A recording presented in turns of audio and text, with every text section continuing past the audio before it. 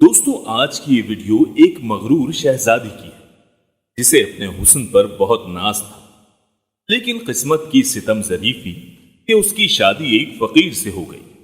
ایسا اس کے ساتھ کیوں ہوا، یہ جاننے کے لیے آج کی ویڈیو آخر تک ضرور دیکھیں، اور مزید اس طرح کی ویڈیو دیکھنے کے لیے ہمارے چینل کو سبسکرائب کر لیں۔ بہت عرصے پہلے کی بات ہے، ایک بادشاہ تھا، اس کی ایک خوبصورت اور اکلوتی بیٹی تھی۔ اپنی خوبصورتی اور دولت کی وجہ سے وہ بہت مغرور اور گستاخ ہو گئی تھی۔ جب بھی کہیں سے اس کے لیے شادی کا پیغام آتا وہ اسے ٹھکرا دیتی اور اس کا خوب مذاق اڑاتی تھی۔ ایک دن بادشاہ نے ایک بڑی دعوت کی اور اس میں شہزادی سے شادی کرنے والے تمام امیدواروں کو بلایا۔ سب لوگ اپنے اپنے مرتبے کے لحاظ سے کرسیوں پر بیٹھ گئے۔ شہزادی اس دعوت میں اپنی کنیزوں کے ساتھ بڑے مغرورانہ انداز میں آئی۔ وہ جس امیدوار کے پاس سے گزرتی اس کو بڑی حقارت سے دیکھتی۔ جب وہ ایک شہزادے کے پاس پہنچی جو بہت موٹا تھا تو اس نے اپنی کنیزوں سے ہنستے ہوئے کہا، یہ تو گول ٹب ہے۔ دوسرے امیدوار کو دیکھ کر اس نے کہا، کیسا کھمبے کی طرح لگتا ہے۔ ایک شہزادہ بہت چھوٹا لگا تو اس نے کہا، ذرا چھوٹو موٹو کو تو دیکھو۔ ایک نواب بہت گورا تھا، شہزادی نے اس کو سفید چوہا کہا۔ ایک امیر کا رنگ سرخ تھا تو اس نے اسے مرغ کی کلگی کہہ کر پکارا۔ اسی طرح وہ ہر امیدوار کی بے عزتی کرتی رہی، لیکن وہ ایک بادشاہ کو دیکھ کر تو بہت ہنسی کیونکہ اس کی داڑھی تھی۔ اس نے مذاق اڑاتے ہوئے کہا، ذرا اسے دیکھو، اس نے اپنے چہرے پر کیسی جھاڑ پوچھ اگا رکھی ہے۔ بادشاہ نے جب دیکھا کہ اس کی بیٹی نے مہمانوں کی بہت بے عزتی کی ہے تو اسے بہت غصہ آیا۔ اس نے بھرے دربار میں یہ اعلان کیا کہ شہزادی پسند کرے یا نہ کرے، مگر اب میں اس کی شادی کسی فقیر سے کروں گا۔ اس اعلان کے بعد تمام لوگ وہاں سے چلے گئے۔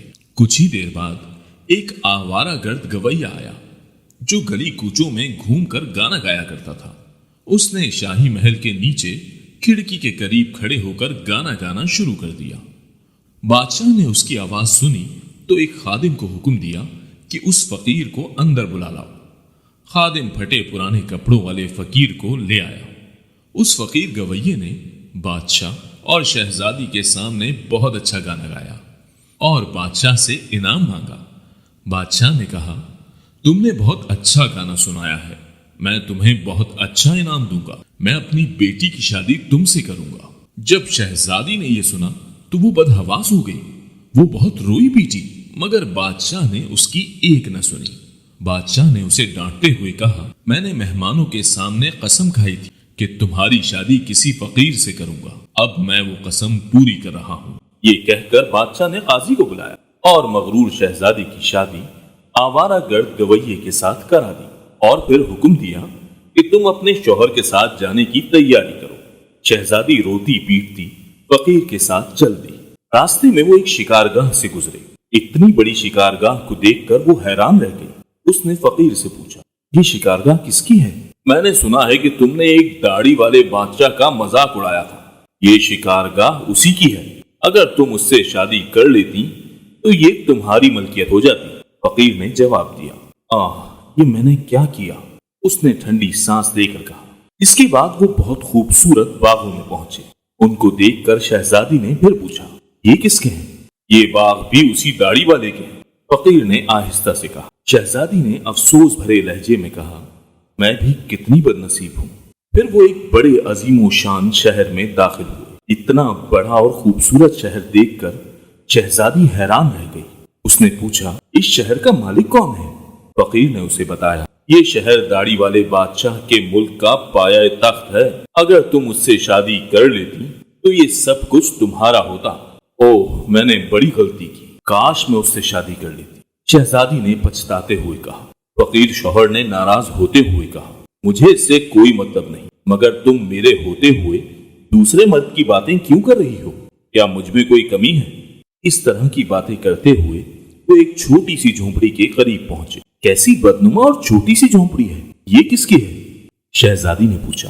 یہ میرا گھر ہے اور یہی وہ جگہ ہے جہاں ہمیں زندگی گزارنی ہے۔ تمہارے نوکر کہاں ہیں؟ فقیر نے کہا، ہمیں نوکروں سے کیا کام، तुम हर काम कर सकती हो, अब आग जलाओ और मेरे लिए खाना पकाओ, मैं बहुत थक गया हूँ। चूंकि शहजादी को खाना पकाना ना आता था, इसलिए फकीर ने उसकी मदद की और कुछ देर बाद उन्होंने उल्टा सीधा खाना पकाकर खा लिया और सो गए। दूसरी सुबह फकीर ने उसे जगाया, घर साफ करने और दूसरे काम करने को कहा। शहजादी तमाम दिन काम करती रही, ऊपर से जली कटी बातें भी सुनती रही, मगर सब्र के सिवा कोई चारा न था। इसी तरह उन्होंने कुछ दिन गुजार लिए। फिर एक ऐसा वक्त आया कि उनके पास खाने तक के लिए कुछ न रहा। एक दिन फकीर ने कहा, मैंने जो कुछ कमाया था खर्च हो गया, अब तुम्हारी कमाने की बारी है। मैं तुम्हें बैत लाकर देता हूँ, तुम मुझसे टोकरियां बुन लेना। ये कहकर वो जंगल गया और बैत काट कर ले आया। शहजादी ने टोकरियां बुननी शुरू कर दी। उसने पहले कभी कोई ऐसा मेहनत का काम नहीं किया था, इसीलिए उसकी उंगलियां जख्मी हो गई और उनसे खून बहने लगा। ये देखकर उसके शौहर ने कहा, मेरा ख्याल है ये काम तुम नहीं कर सकती, मैं तुम्हें कुछ सूत ला कर देता हूँ, तुम उससे कपड़ा बुन लेना। मगर वो ये भी ना कर सकी। फकीर ने कहा, तुम तो मेरे लिए बिल्कुल बेकार हो, कोई काम नहीं कर सकती। तुमसे शादी करके मुझे बड़ा नुकसान हुआ है। बहरहाल मैं कोशिश करता हूँ कि तुम्हारे लिए मिट्टी के बर्तन ला दूं, तुम बाजार जाकर उनको बेच दिया करना। मगरूर शहजादी ने अकड़ कर कहा, मगर जब मैं बाजार में खड़ी होंगी तो मेरे मुल्क के लोग मुझे इस हाल में देखकर खूब हंसेंगे। फकीर ने कहा, ये मेरा मसला नहीं है, अगर तुम भूख से मरना नहीं चाहती तो तुम्हें ये काम करना ही पड़ेगा। मिट्टी के बर्तन बेचने का काम बहुत अच्छा चल रहा था। लोग जब एक खूबसूरत लड़की को बाजार में बर्तन बेचते देखते तो उस पर तरस खाकर कुछ न कुछ जरूर खरीद लेते। बर्तन बिक गए तो फकीर ने और बर्तन लाकर दे दिए। इसी दौरान एक गसील और बदमिजाज सिपाही वहां से गुजरा। उसने बाजार के बीच में बर्तन रखे हुए देखकर उन्हें लात मारकर तोड़ दिया और कहा कि आइंदा इस तरह रास्ता मत घेरना। शहजादी बहुत परेशान हुई। उसने सारा वाकया घर आकर अपने शौहर को सुनाया। तुम इंतहाई बेवकूफ हो, तुमसे किसने कहा था कि बीच बाजार में बर्तन लेकर बैठ जाओ? आखिर वहां से लोगों को गुजरने में दुश्वारी होती है। मेरा ख्याल है कि ये भी तुम्हारे बस का काम नहीं है। खैर, मैं शाही महल जाऊंगा, हो सकता है वहां तुम्हारे लिए कोई काम निकल आए। ये कहकर वो शाही महल रवाना हो गया। शाम को फकीर ने वापस आकर कहा, शाही महल में तुम्हारे लिए मददगार बावर्चन की जगह मिल गई है, अब कम से कम हमें खाने को खूब मिल जाया करेगा। और इस तरह एक मगरूर शहजादी एक मददगार बावर्चन बन गई। वो हर रोज सुबह से शाम तक बावर्ची खाने के सारे काम करती और शाम को लोगों के आगे बचा हुआ खाना लेकर घर आ जाती और इस तरह दोनों मियाँ बीवी का गुजारा हो जाता। महल में आए हुए उसे कुछ ही दिन गुजरे थे कि उसने सुना कि महल में कोई शादी की तकरीब होने वाली है। मुकर्ररा दिन जब मेहमान आने शुरू हुए तो वो बावर्ची खाने की खिड़की से उन्हें देख रही थी। नकीब और चौकदार गर्क बर्क कपड़ों में मेहमानों का इस्तकबाल कर रहे थे। हर तरफ बड़ी शानो शौकत और धूमधाम नजर आ रही थी। लेकिन शहजादी अपनी किस्मत पर आंसू बहा रही और अपने गुरूर और तकब्बुर और बेवकूफी पर पछता रही थी। इसी दौरान कुछ खादमाएं आईं और उन्होंने उसको बहुत से मजेदार खाने दिए जो उसने टोकरी में रख लिए और घर की तरफ चल पड़ी। अभी वो महल के दरवाजे से ही गुजर रही थी कि अचानक एक बहुत ही जर्क बर्क लिबास में मलबूस एक शानदार और खूबसूरत शख्स ने उसका रास्ता रोक लिया।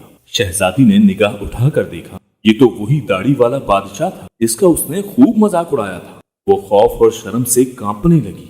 बादशाह उसे लेकर हाल में पहुंचा। इतने सारे लोगों को देखकर उसका अपने ऊपर काबू न रहा और घबराहट में टोकरी उसके हाथ से गिर गई और उसमें से खाना निकलकर चारों तरफ बिखर गया। तमाम दरबारी हंसने लगे।